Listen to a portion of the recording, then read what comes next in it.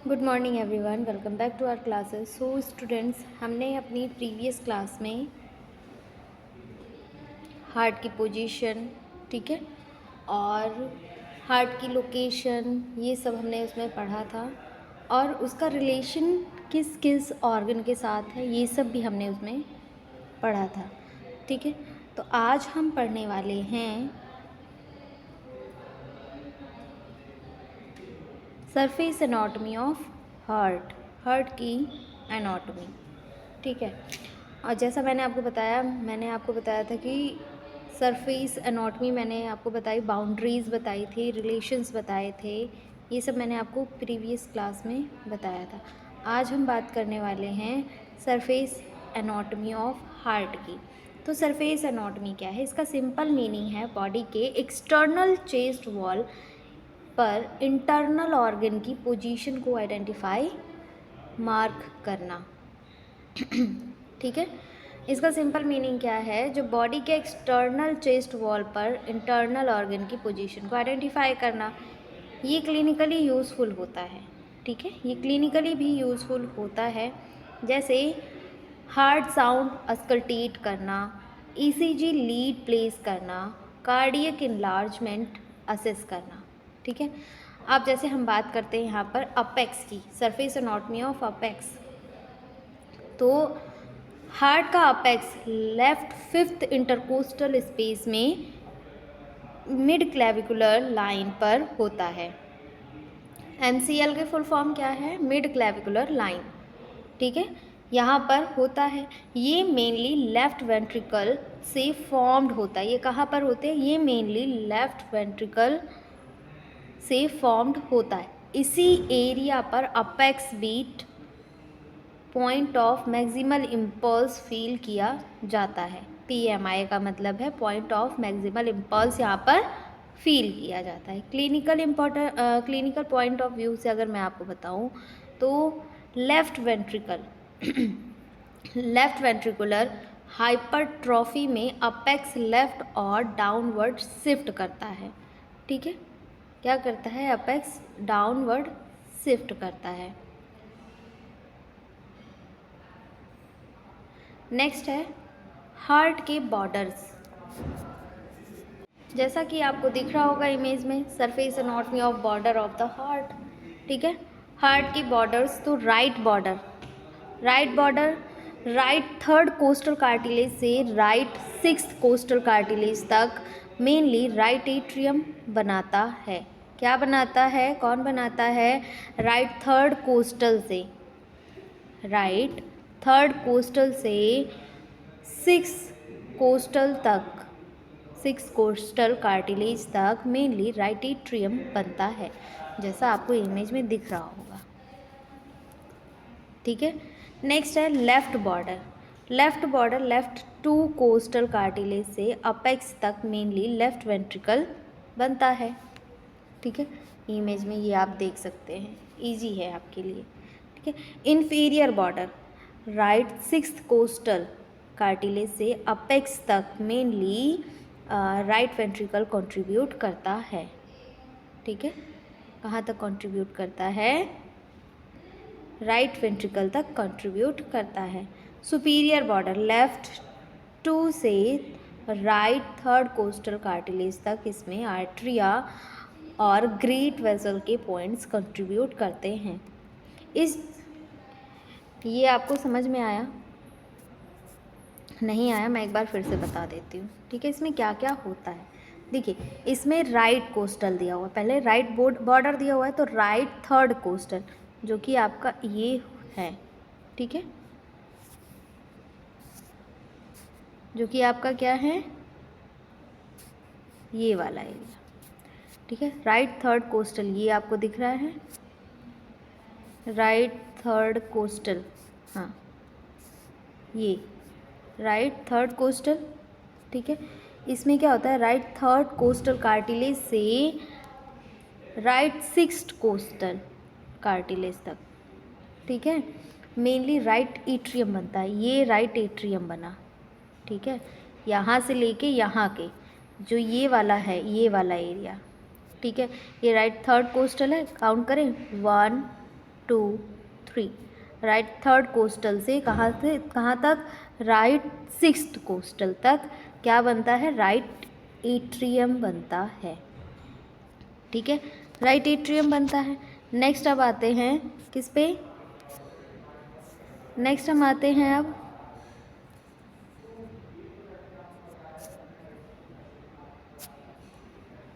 Next हम आते हैं लेफ्ट बॉर्डर। लेफ्ट में आ गए, हमारा लेफ्ट कहाँ पर है, ये रहा लेफ्ट, है ना। ये कहाँ से स्टार्ट है, लेफ्ट सेकंड कोस्टल से स्टार्ट है और अपेक्स तक है। कहाँ से, यहाँ से स्टार्ट है और यहाँ पर अपेक्स, हार्ट का अपेक्स ऐसा, ये देखो इसकी पोजीशन ऑब्लिक है, ये आपको दिख रही होगी, इसकी पोजीशन कैसी, ऑब्लिक है ना। ये स्ट्रेट नहीं है, ये हार्ट हमारा स्ट्रेट प्रेजेंट नहीं है, ऑब्लिक पोजीशन में प्रेजेंट है। यहाँ पे आपको हार्ट की पोजीशन भी दिख रही होगी, है ना। अब ये क्या है, लेफ्ट सेकंड कोस्टल से अपेक्स तक प्रेजेंट है। ठीक है, तो ये क्या बनता है, आपका लेफ्ट वेंट्रिकल बनता है, यहाँ पर आपका लेफ्ट वेंट्रिकल बन जाएगा। ठीक है, नेक्स्ट है आपका, अब आते हैं आपके इन्फीरियर बॉर्डर पर। Inferior border sixth coastal cartilage से अपेक्स तक। ठीक है, सिक्स्थ, ये रहा आपका इन्फीरियर वाला,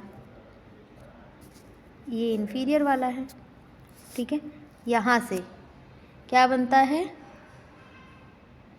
राइट वेंट्रिकल, ये आपका राइट वेंट्रिकल वाला एरिया है। ठीक है, ये कौन सा एरिया है, राइट वेंट्रिकल वाला एरिया।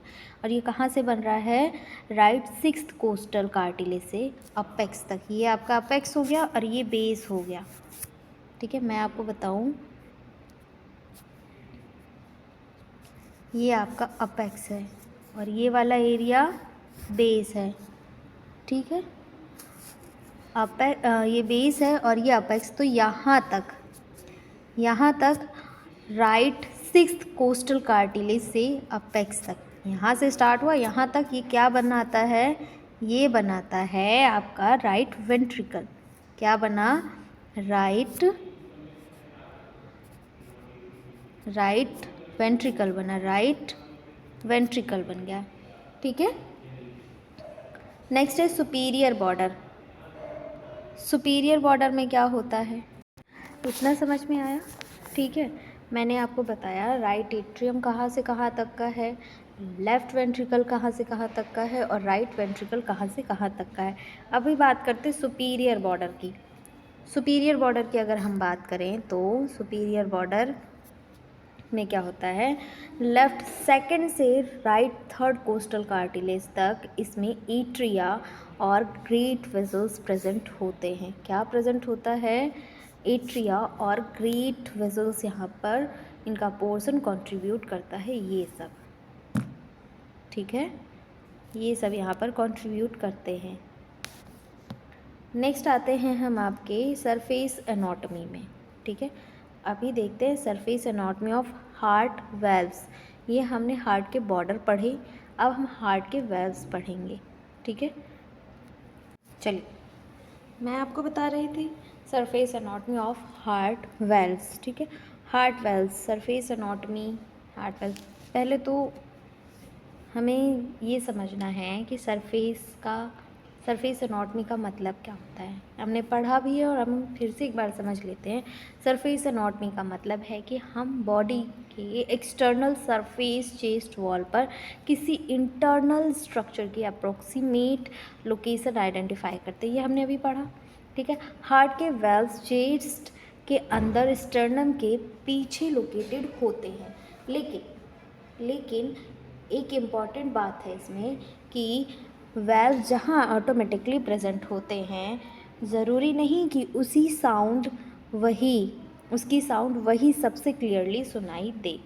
इसीलिए हर वेल्व का एक स्पेसिफिक अस्कल्टेशन पॉइंट होता है जहाँ स्टेथोस्कोप लगाने पर उस वेल्व की साउंड कंपैरेटिवली बेस्ट सुनाई देती है। ठीक है, अभी बात करते हैं अस्कल्टेशन की। अस्कल्टेशन क्या होता है? अस्कल्टेशन मीन्स स्टेथोस्कोप की हेल्प से बॉडी के इंटरनल साउंड को लिसन करना। ठीक है, क्या करते हैं स्कल्टेशन से? स्कल्टेशन मीन्स स्टेथोस्कोप की हेल्प से। आप सभी ने स्टेथोस्कोप देखा होगा, डॉक्टरों के पास रहता है, जिसकी वजह से वो इंटरनल बॉडी के जो इंटरनल साउंड होते हैं उसको सुनते हैं। ठीक है, फॉर एग्जांपल जैसे डॉक्टर जब चेस्ट पर स्टेथोस्कोप लगाकर लब डब सुनता है, वो हार्ट की साउंड की अस्कल्टेशन होती है, यानी कि हार्ट उस वक्त अस्कल्टेशन कर रहा होता है। अभी हम बात करते हैं हमारे आयोर्टिक की, आयोर्टिक वाल्व की। ठीक है, देखो आपको यहाँ पे वाल्व्स दिख रहे होंगे। आयोर्टिक वाल्व, आयोर्टिक वाल्व क्या होता है? एनाटॉमिकल लोकेशन इसकी है आयोर्टिक वाल्व की approximately third intercostal space left of sternum. ठीक है,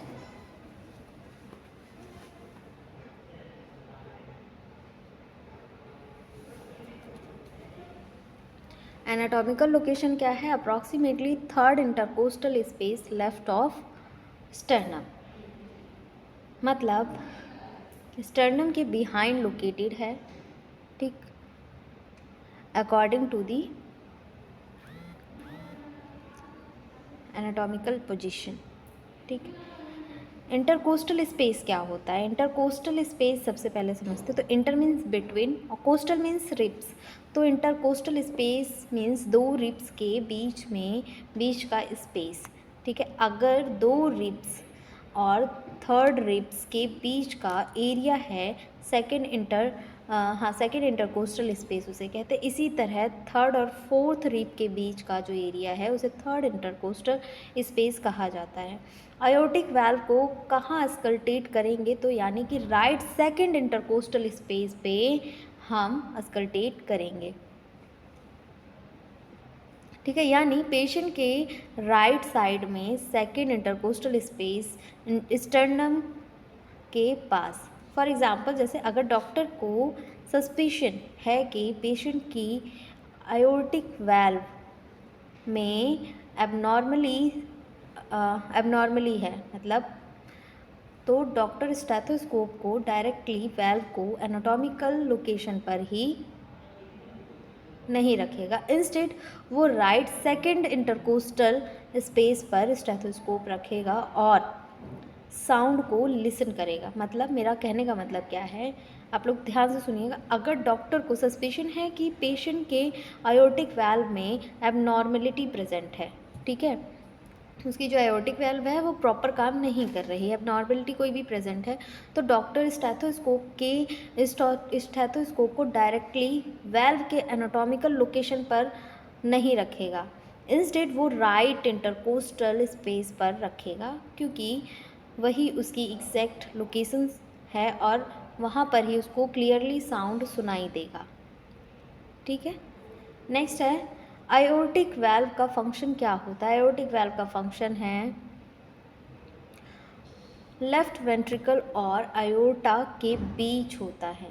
ठीक है, आयोर्टिक वाल्व लेफ्ट वेंट्रिकल और आयोर्टा के बीच में प्रेजेंट होता है।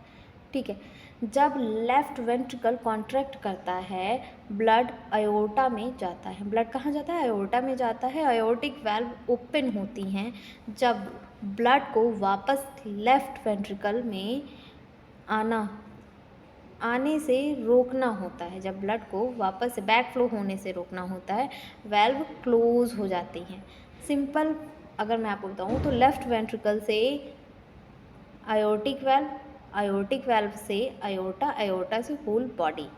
ठीक है, ये सिंपल्स था, इसका फ्लो ऐसे ही होता है। ठीक है, आयोर्टिक से लेफ्ट वेंट्रिकल से आयोर्टिक वाल्व से आयोर्टा, आयोर्टा से होल बॉडी। ठीक है, और इसकी एग्जैक्ट अस्कल्टेशन पॉइंट कहाँ पर होती है? बेस्ट हेयर्ड कहाँ पर हमें मिलती है? राइट सेकंड इंटरकोस्टल स्पेस में मिलती है। ठीक है, नेक्स्ट है pulmonary valve. Pulmonary valve anatomical location इसकी है थर्ड इंटरकोस्टल स्पेस। ये एनाटॉमिकल इसकी पोजीशन है। ठीक है, एनाटॉमिकल लोकेशन क्या है? Third intercostal space left of sternum.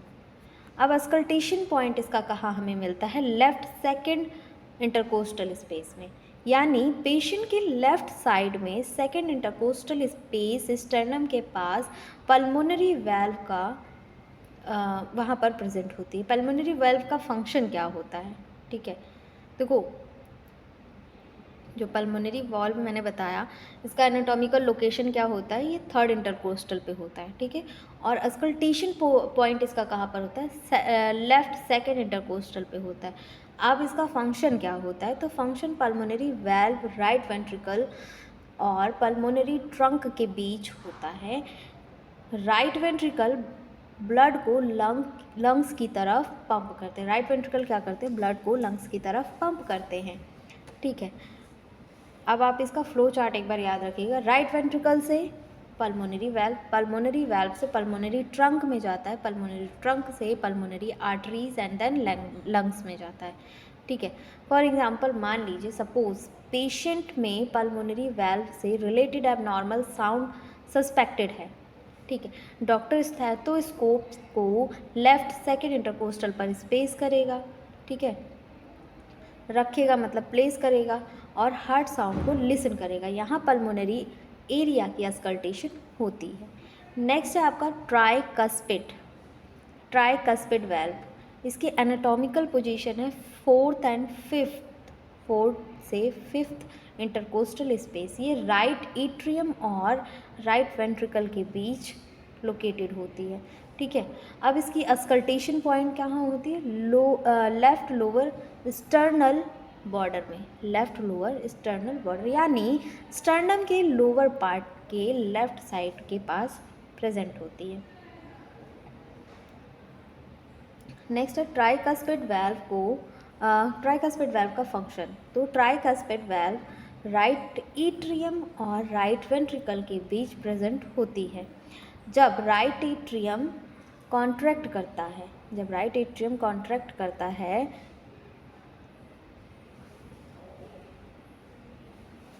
Blood right ventricle में जाता है। तब क्या होता है, ब्लड राइट वेंट्रिकल में जाता है, ठीक है। वाल्व ब्लड को रिवर्स डायरेक्शन में राइट एट्रियम में जाने से प्रिवेंट करती हैं, बैक फ्लो करने से प्रिवेंट करती हैं। अब इसका फ्लो चार्ट है, राइट एट्रियम से ट्राइकस्पिड वाल्व, ट्राइकस्पिड से राइट वेंट्रिकल में, ठीक है।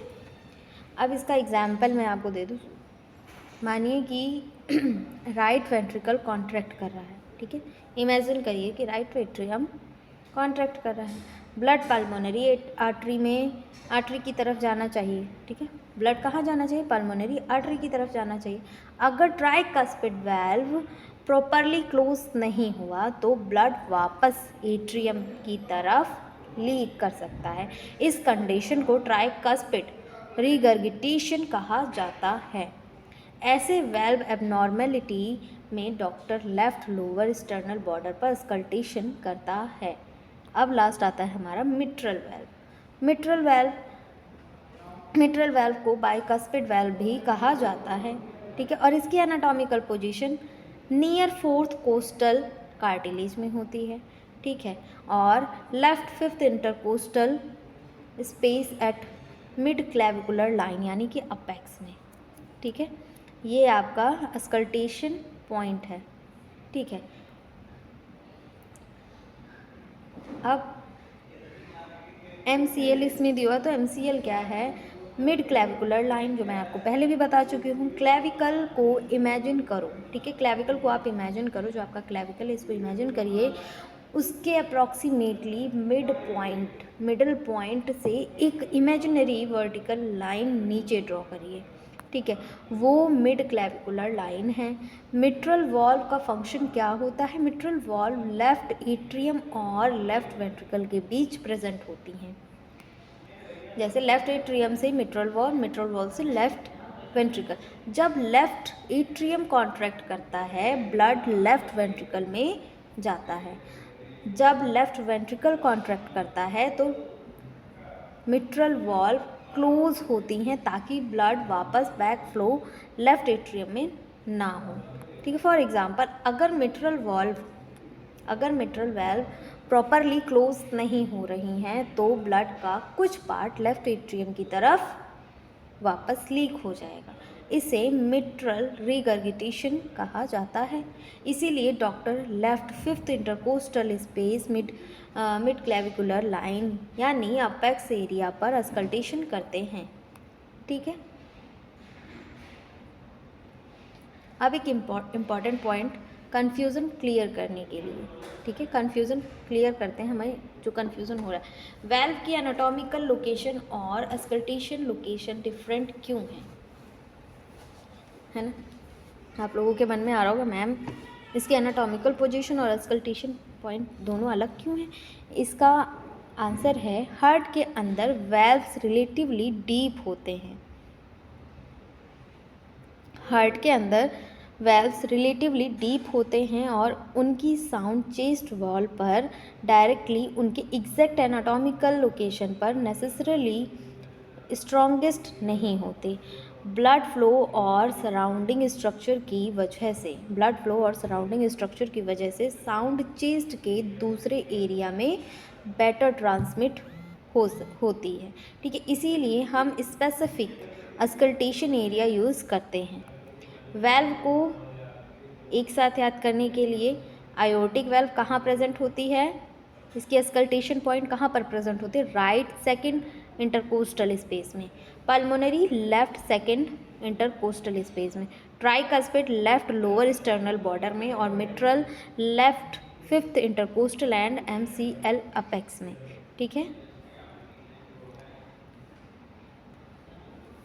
और इसके कुछ क्लिनिकल इम्पॉर्टेंस भी दिए हुए हैं। क्लिनिकल इम्पॉर्टेंस में मर्मर क्या होता है? ठीक है, इसमें दिया हुआ मर्मर आर डिटेक्टेड हियर। तो मर्मर क्या होता है? तो normally heart sound relatively clear and organised होती हैं, लेकिन जब ब्लड फ्लो टर्बुलेंट हो जाते हैं तो एक अबनॉर्मल साउंड प्रोड्यूस होती है जिसे हम मर्मर साउंड कहते हैं। फॉर एग्ज़ाम्पल, अगर किसी पेशेंट के वेल्व में नैरोइंग है, ब्लड को नैरो ओपनिंग से फोर्सफुली पास करना पड़ रहा है। ठीक है, वहाँ पे नैरो हो गया है, अब नैरो ब्लड जो है एकदम नैरोइंग एरिया से ही पास हो रही है, इससे टर्बुलेंट ब्लड फ्लो डेवलप होता है जिसे हम मर्मर कहते हैं। डॉक्टर स्टेथोस्कोप के डिफरेंट वेल्व एरिया पर साउंड चेक करते हैं। नेक्स्ट है स्टेनोसिस। स्टेनोसिस और रिगर्गिटेशन डिफ्रेंशिएट करते हैं। ठीक है, इसमें दिया स्टेनोसिस और रिगर्गिटेशन। इसमें क्या होता है? स्टेनोसिस पहले देखते हैं। स्टेनोसिस वेल्व ओपनिंग का नैरो हो जाना, जैसे आयोटिक वेल्व नॉर्मली ब्लड को लेफ्ट वेंट्रिकल से आयोटा में अलाउ करती है।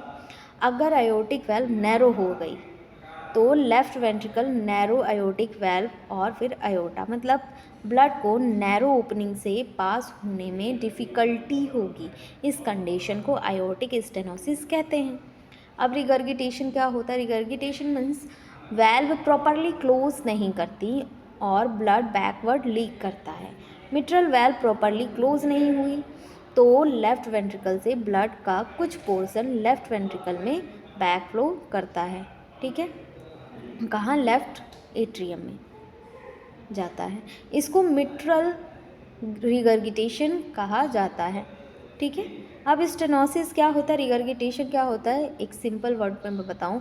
अगर स्टेनोसिस की बात करें तो स्टेनोसिस वेल्व ओपन होने में प्रॉब्लम होती है और रिगर्गिटेशन वेल्व क्लोज होने में प्रॉब्लम होती है। ठीक है,